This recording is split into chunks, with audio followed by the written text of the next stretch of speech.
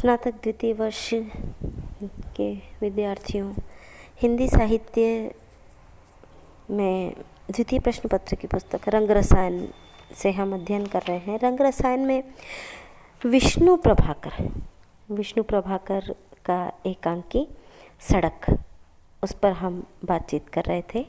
एक पार्ट इसमें, इसका जो प्रथम भाग है उसमें हम विष्णु प्रभाकर के जीवन परिचय पर बातचीत कर चुके हैं और उसके बाद में उनका सड़क एकांकी जो है उसे हम प्रारंभ कर चुके हैं। सड़क एकांकी का पृष्ठ संख्या 59 हम पढ़ चुके हैं, 59, और अब पृष्ठ संख्या 60 पर आते हैं कि किस तरह से सड़क एकांकी पर हमारी बातचीत चल रही थी कि एक स्त्री और सड़क की तुलना की गई है कि किस तरह से स्त्री सड़क के समान अपना धैर्य रखती है और कितना कुछ सहन करती रहती है। तो सड़क एकांकी पर बातचीत करते हुए पृष्ठ संख्या 60। सब लोग वहाँ पर चुप हैं, एक विराम लगा हुआ है। कहते हैं, भला कभी कोई चांद से उबा है? क्या कभी किसी ने सूरज से नफरत की है? दिन और रात, धरती और आकाश, ये सब न जाने कब से चले आ रहे हैं और न जाने कब तक ऐसे ही चले जाएंगे। क्या कोई इनसे उबा नहीं? विराम। तो वे कह रहे थे, वे यानी मेरे पति कह रहे थे कि औरत और सड़क में बड़ी समानता है। क्या समानता है? तुमने बाबा तुलसीदास की रामायण नहीं पढ़ी? क्या लिखा है उसमें? उसमें लिखा है, ढोल गवार शूद्र पशु नारी ये सब ताड़न के अधिकारी। तो क्या? कुछ नहीं, बस ढोल के स्थान पर सड़क कर लीजिए।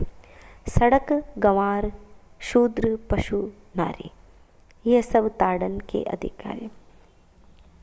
स्त्री की तरह सड़क भी पीटने पर ही ठीक रहती है। इसीलिए टैंक, ट्रक, लॉरी, बस, मोटर, घोड़ा गाड़ी, यहाँ तक कि इंसान सब उससे अपने पैरों से पीटते रहते हैं। हंसती है खूब। बहुत दूर की सूझी तुम्हें, भाई बलिहारी है तुम्हारी बुद्धि को। हंसती है, दाद देती हूँ तुम्हारी इस अनोखी सूझ पर। सचमुच इस खोज पर भी कोई रॉयल एशियाटिक सोसाइटी का मेंबर बन सकता है। हंसती है, कभी कभी मेरे पति को भी क्या दूर का मजाक सूझता है। मजाक? क्या यह मजाक है? हाँ, मजाक नहीं तो और क्या। यह मजाक नहीं तो और क्या, यह एक सच्चाई है जो औरत को औरत बनाती है, उसे ताकत देती है, जिसके सहारे वह सारी सृष्टि का भार अपने कंधों पर उठाए रहती है। विराम। सड़क से सीने पर जैसे पत्थर कुटते हैं, दुर्मुट चलते हैं, दानव जैसा स्टीम रोलर चलता है। रोलर की सीटी जिस तरह उसके नीचे आकर इंसान चटनी बन जाता है, उसी तरह औरत के सीने में अनगिनत तमन्नाओं और हसरतों की ख्वाबगाह है। ख्वाबगाह का मतलब समझते हैं ना? सपना देखने वाला स्थान जिसमें हम सोते हैं। हमारा बेडरूम कहा जाता है उसे, ख्वाबगाह को। उस पर समाजी डर और बंधन के दुर्मुट चोट करते हैं और फिर करते हुए का स्टीम रोलर सबको पीसकर समतल कर देता है। सीमेंट और तारकोल के नीचे सड़क की भावनाओं की समाधि बनती है। तभी तो रिक्शा वालों के पसीने की बूंदों का उस पर कोई असर नहीं होता। उसी तरह नारी की तमन्नाओं की चिता समाज और कर्तव्य की वेदी पर चीनी जाती है। युगों पहले इसी समाज और कर्तव्य के कारण एक सीता जिंदा धरती में समा गई थी। युगों बाद फिर एक यशोधरा को कहना पड़ता था, मेरे दुख में भरा विश्व सुख तो क्यों न भरूं फिर मैं हामी। बुद्धम शरणम, संघम शरणम, धम्मम शरणम गच्छामि। अगर यह सड़क बोल सके तो यह भी यही कहेगी कि जो मेरा दुख है वही संसार का सुख है, फिर मैं उस दुख से क्यों इनकार करूं। दुख पीड़ा चोट कहते हैं सुख और शांति, हमदर्दी और इंसानियत। ये सब दुख पीड़ा और चोट में ही छिपे रहते हैं। जिसने दुख नहीं उठाया वह सुख कैसे पाएगा? जो पीड़ा को नहीं जानता वह प्यार कैसे करेगा? जिसने चोट नहीं खाई वही दूसरों पर चोट करता है। हाँ, जिसने चोट नहीं खाई वही दूसरों पर चोट करता है। चांदी का डला सिर फोड़ सकता है, पर चोट खा खा कर जब वह वर्क बन जाता है तो वह शोभा और श्रृंगार का कारण हो जाता है। पीड़ा सहकर नारी भी ऊंची उठ जाती है। माँ की भी ऐसी ही पीर है। यह सारी सृष्टि, यह तमाम संसार, यह सब माँ की ही पीर है। पीर ये कैसी निराली, प्राण के प्रति सांस में झूलती तस्वीर आली। फुसफुसाकर, पीर यह कैसी निराली, एकदम। अरे वह तांगा, वह गिरा, मोटर की तेज आवाज़, सवारियाँ कूदी और वह औरत, उसका बच्चा, वह बच्चा गिर गया, वह कार, अरे अरे उसे कुचल देगी, कुचल देगी। मोटर का तेजी से रुकना, चीख निकलती, पर यह क्या? यह एक युवक तेजी से लपका और बच्चे को उठाकर ले गया। ओह, वह माँ कैसे रो रही है, कैसे वो उस युवक की बलाएं ले रही है। वह माँ है, माँ। आह, कितना भयंकर, कितना रोमांचक नज़ारा है। पर सड़क है कि उसी अपार धीरज से जहाँ की तहाँ पड़ी है। माना वह बोल नहीं सकती, पर महसूस तो करती ही होगी।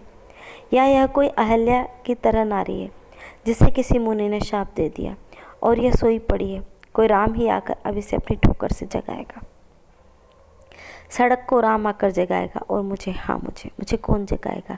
मुझ पर क्या कुछ कम बीती है? मुझ पर, हाँ मुझ पर क्या नहीं बीती?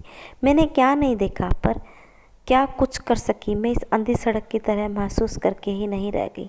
पर क्या? मैं सोचने लगी, वही जो सड़क और नारी में समानता पैदा करता है, जो मुझे सड़क की ओर खींचता है। उच्छ्वास, क्या क्या खींचता है मुझे सड़क की तरफ? विराम, क्या खींचता है? जैसे तुम जानती ही नहीं। मैं जानती हूँ, मैं जानती हूँ, मैं जानती हूँ, क्यों नहीं जानती? ये बाहरी कहानी मुझे ऐसे याद है जैसे अभी घट रही हो। क्या कहानी है वह क्या कहानी है? वह क्या कहानी है? वो एक युवक की कहानी है, उस युवक की जिसका नाम मुझे याद नहीं। कभी मैंने पूछा नहीं, कभी मैंने उससे बातें नहीं की, नहीं कभी नहीं की। मैंने उसे पहली बार कब देखा यह भी याद नहीं। हाँ, यह बात बिल्कुल याद नहीं। मैं तुमसे सच कहती हूँ, मुझे कुछ याद नहीं। जब से याद है तब से ऐसा लगता है जैसे मैं उस युग युग से देखती आ रही हूँ। वह रोज़ इसी सड़क से गुजरता था। रोज़ जैसे ही सूरज की किरणें ठंडी पड़ती थी, लंबे लंबे डग रखता हुआ इधर से आता और उधर निकल जाता। कभी कभी यहाँ रुकता भी था। उसके लंबे बाल पेशानी को ढके रहते थे। उसकी आंखों में सदा एक हल्की सी मुस्कान रहती थी, पर उसकी ठोड़ी की दृढ़ता के कारण उसके लंबे चेहरे पर एक अजीबोगरीब रौनक छाई रहती। वह रौनक इन इंसानों के चेहरों पर हुआ करती है जो दुनिया में कुछ करने के लिए आते हैं। वह भी कुछ करने आया था, विराम। पर एक दिन जब मैं ठीक समय पर उसे देखने आई तो वह दिखाई नहीं दिया। रात हो गई, राहगीरों का आना जाना करीब करीब बंद हो गया। कभी कोई एकाध मोटर या बस या तांगा आता और चला जाता, पर उस दिन वह नहीं आया। कई दिन तक नहीं आया। न जाने मुझे क्या हुआ, रोना आने लगा।